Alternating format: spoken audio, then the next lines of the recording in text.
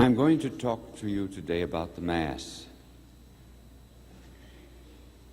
and try to make it clear to you if I can. I'm sure there are some young people here in this church who have said, "Oh, I don't want to go to Mass. I don't want to go to church. I don't get anything out of it." Do you know the reason why? Because you don't bring anything to it. Now, some of you boys, for example, I am sure have mothers who are not the least bit interested in football. You say, "Come, Mom, look at this game. It's wonderful." She gets nothing out of it. Why? Because she doesn't bring any knowledge of football to it. Think of how many people would not go to an opera. They would find it boring. That's because they bring no knowledge of music to it.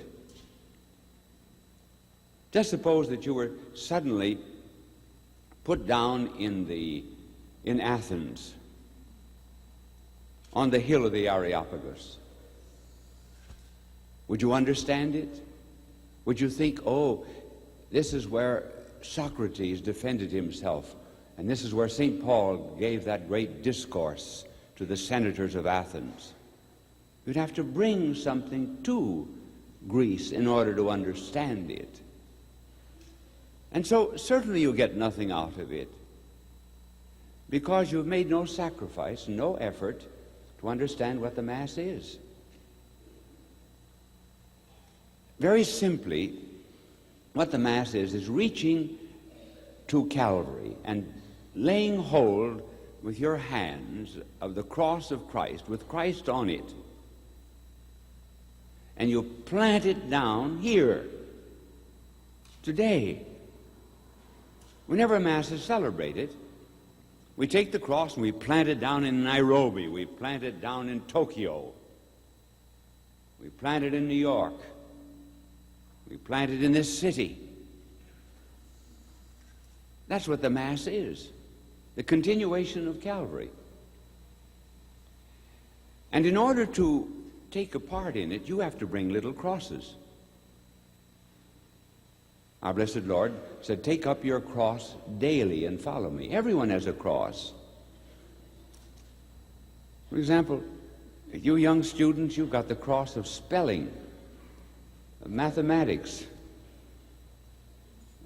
and of obedience. When Mother says, "Do the dishes," that's a little cross. And the older people have different kind of crosses. And we bring all of our crosses here, and we plant them down alongside of that great cross of Christ.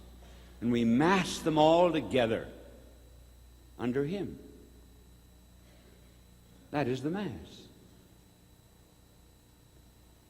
It has 3 acts. It's like a great drama. Just suppose that 4 or 5 centuries before Christ there was a great drama, because that was the great age of drama. A drama presented that moved hearts, purged souls, which a wise old Greek said was the purpose of drama anyway. But it was played only once. And if you were at that theater and your soul was bettered because you witnessed the drama, you would say, "What a pity. Everyone in the world should see this." How could that be done? Well, it could be done by establishing road companies. New actors, same lines, same drama, but appearing on the different stages of the world. Apply this now to the death of our Lord. This drama was played once.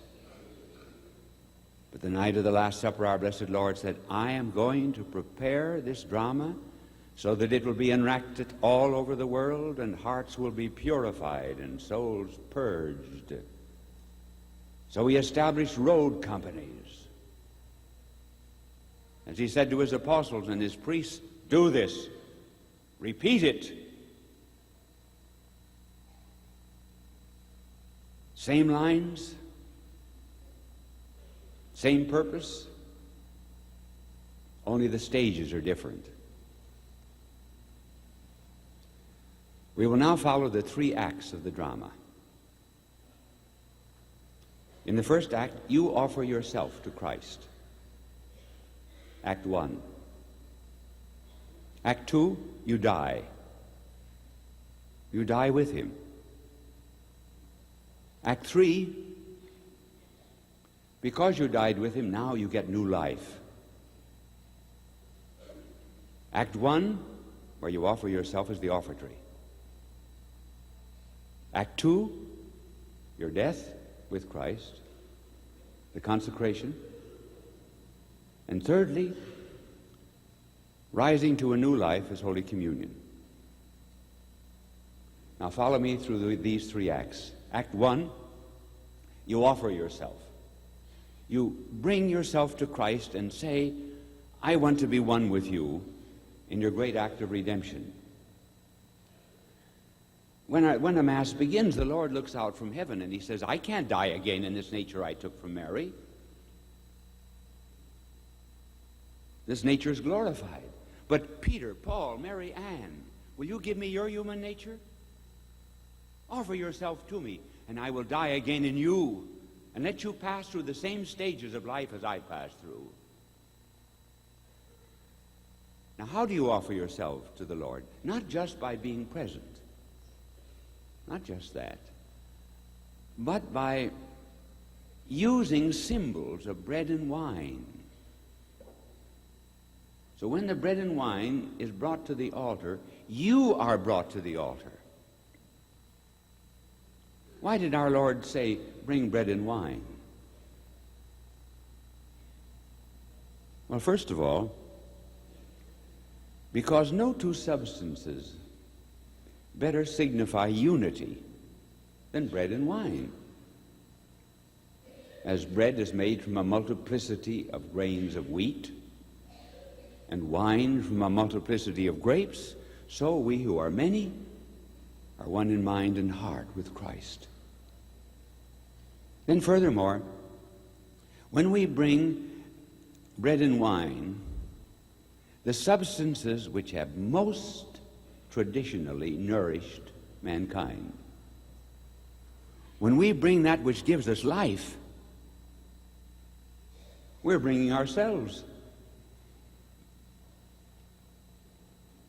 And then we're also bringing part of creation. We're taking some elements out of creation, namely bread and wine, and we're saying to God, these are going to be wholly yours. And someday there will be a new heaven and a new earth. Everything in creation will be totally subject to you. But this is the first fruit of total giving of creation to Christ. So in the offertory, therefore, you become present on the altar. You are on the paten, you are in the chalice, under the form of bread and wine. That is your symbol. As a matter of fact, one of the reasons the collection is taken up at the offertory is to be a symbol of your self-sacrifice. It buys the bread and wine, helps the sacrifice. You see, if I were pleading for a collection, that's the idea that I would develop.